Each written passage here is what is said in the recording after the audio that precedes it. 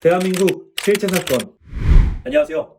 우리 주변에서 생각보다 흔하게 일어나고 있지만 많은 분들이 알지 못해서 봉변을 당하고 있는 실제 사건들만을 소개해드리는 대한민국 실제 사건입니다. 오늘 소개해드릴 실제 사건은 평범한 직장인이 하루아침에 쓰러져 사망한 의문의 사고에 대한 것입니다. 대한민국에서 실제로 벌어진 일이고 실제로 일상에서도 접할 확률이 높은 사고인 만큼 오늘 영상도 반드시 보셔야 합니다. 서울시 강서구의 38세 남성 정종원 씨에게 일어난 일입니다.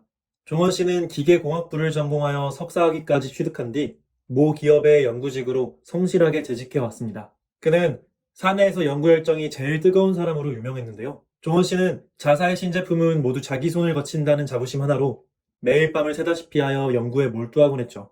연구팀의 에이스였던 그는 경영진의 굳건한 신뢰를 받았습니다. 책임감이 강한 종원 씨에게 신제품 개발 프로젝트를 맡기면 반드시 해낸다는 게 사내의 평가였습니다. 자연스레 종원 씨의 직급과 연봉도 계속해서 올라갔죠. 종원 씨는 능력을 인정받은 기쁨에 더욱더 연구에 매진하게 되었습니다. 하지만 그런 만큼 종원 씨는 과중한 업무에 시달릴 수밖에 없었습니다. 프로젝트 총책임자인 종원 씨가 잠시라도 연구에서 손을 떼면 프로젝트 전체가 진행이 되지 않을 정도였으니까요. 그러니 종원 씨는 아침부터 자정까지 연구소를 떠나질 못했죠. 그러던 어느 날의 저녁이었습니다. 종원 씨의 집에선 여느 때와 같은 일상이 흘러가고 있었습니다. 종원 씨의 아내가 유치원에서 아들을 데리고 온 뒤 저녁을 준비하고 있는 중이었죠. 그런데 평소라면 들릴 리 없는 현관문 도어락 소리가 들려오는 것이었습니다. 무슨 일인가 싶어 내다본 아내는 깜짝 놀라게 되는데요.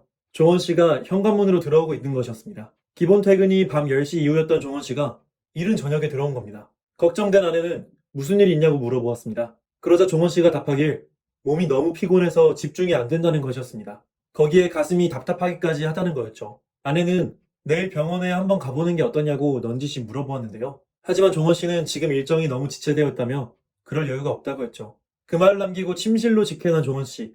그는 그대로 잠에 골아떨어지고 말았습니다. 그리고 다음날 아침이 되었는데요. 평소처럼 아침 6시 30분에 일어난 종원 씨는 출근 준비에 여념이 없었죠. 잠을 푹 잔 덕인지 어제보다는 컨디션이 좋아 보였습니다. 그런데 그날 오후 종원 씨의 아내는 또 예기치 않은 일을 겪게 되었습니다. 남편이 또 일찍 조퇴하여 집으로 돌아온 겁니다. 걱정되는 마음에 괜찮냐고 물어보니 남편은 고개를 저어 보였습니다.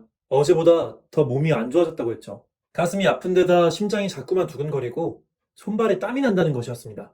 평소 힘든 티를 안 내는 종원 씨의 입에서 힘들다는 말이 나오면 정말 문제가 있는 것이었습니다. 종원 씨의 아내는 즉시 택시를 불렀고 남편과 함께 인근 대학병원으로 향했습니다. 병원으로 향하는 택시에 탑승한 종원 씨는 자리에 앉자마자 곧바로 깊은 잠에 빠졌죠. 하지만 그날따라 도로가 정체되어 길이 자꾸만 막혔는데요. 초조한 아내의 마음도 모르는지 막힌 길은 뚫릴 줄을 몰랐습니다. 그런데 그때였습니다. 잠들었던 종원 씨의 이마에서 식은땀이 줄줄 흘러내리고 종원 씨가 고통스러운 신음소리를 내기 시작하는 것이었습니다. 깜짝 놀란 아내가 종원 씨에게 괜찮냐고 물어보았지만 종원 씨는 그 어떤 대답조차 하지 못하고 가슴만을 계속 부여잡고 있었습니다. 종원 씨는 그렇게 한참을 고통스러워하며 몸을 뒤틀어댔습니다. 아내는 최대한 빨리 응급실로 가달라고 택시기사에게 부탁했습니다. 상황의 심각함을 감지한 택시기사 역시 최선을 다해 차를 병원으로 몰았죠. 하지만 그들이 병원에 거의 도착했을 때에는 이미 늦었습니다. 종원 씨는 병원을 1km 앞두었을 때부터 호흡곤란을 호소하기 시작했고 얼굴이 창백해지더니 도착하기 바로 직전에 단말마의 비명과 함께 숨이 멎어버린 것이었습니다. 대경실색한 아내가 종원 씨를 응급실로 데려갔고 응급실에서 심폐소생술을 시도해 보았지만 떠나간 종원 씨의 숨은 되돌아오지 못했습니다. 그렇게 유능하고 성실했던 연구원 종원 씨는 영영 세상을 떠나고 만 것이었습니다. 지금까지 서울시 강서구의 38세 남성 정종원 씨에게 일어난 사고 사례를 들으셨습니다. 매일 밤마다 야근을 반복하며 최선을 다해 근무했던 종원 씨. 그랬던 그가 어느 날 피로를 호소하다가 급기야는 병원으로 향하는 택시 안에서 돌연사하고 말았죠. 종원 씨는 평소에 뚜렷한 지병도 없었던 상태였습니다. 그렇다면 종원 씨는 도대체 어떤 원인으로 택시 안에서 돌연사하게 된 것일까요? 우선 종원 씨에게 발생한 전조 증상부터 살펴보도록 하겠습니다. 종원 씨의 경우 사망 이전 시점부터 몇 가지 심상치 않은 전조 증상이 보였는데요.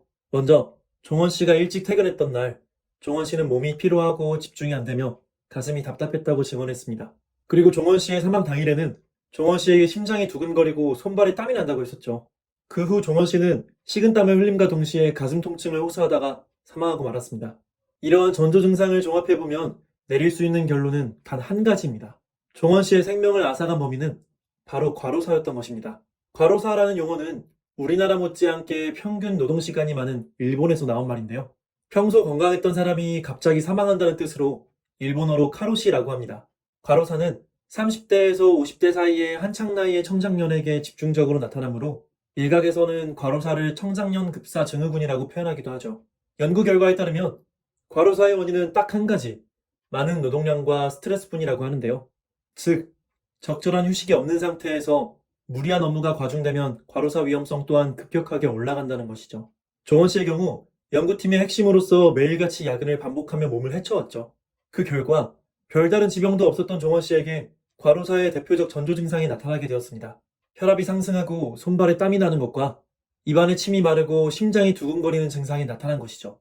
그리고 종원 씨는 흉부 통증을 호소하다가 급기야는 사망에 이르게 되고 말았습니다. 사후 부검을 해본 결과 종원 씨의 심장 조직 대부분이 괴사된 상태였고 의료진은 급성 심근경색으로 인한 사망 판정을 내렸습니다.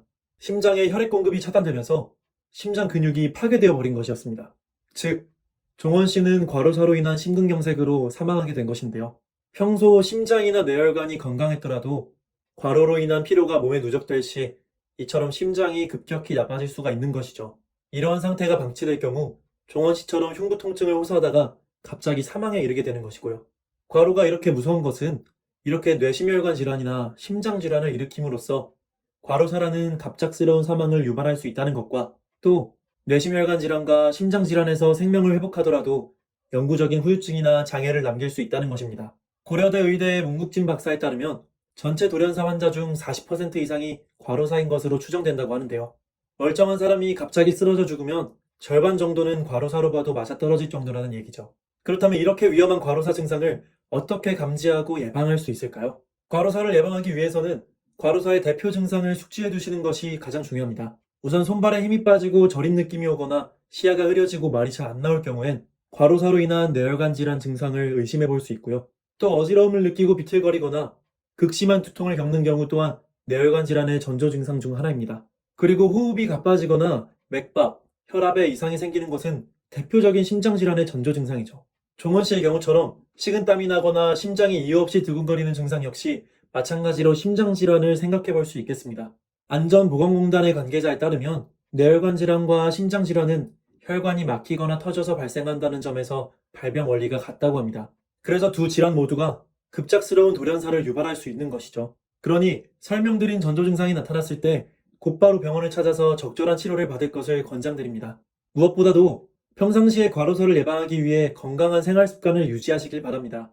앞에서 설명드렸듯이 과로사는 휴식 없이 과중한 노동을 했을 때 일어나는 병이죠.